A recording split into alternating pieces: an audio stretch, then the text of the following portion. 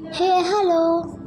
Hi everyone. In today's video, I am going to tell how to grow radish microgreens at home. No soil and no sunlight is required for grow these microgreens. Let's see how I grow these microgreens and harvest in 7 days. Take the radish seeds and soak for 12 hours.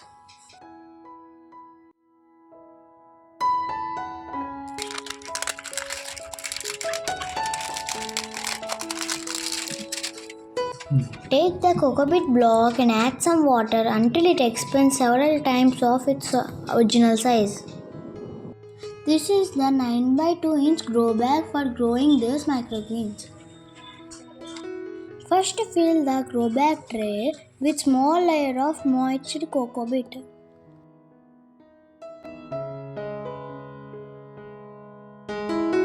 Next take the soaked seeds and spread it uniformly across the grow bag.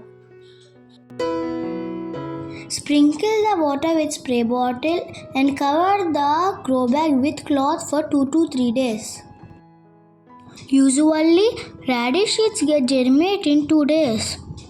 After germination, remove the cover and keep it in well-lit place.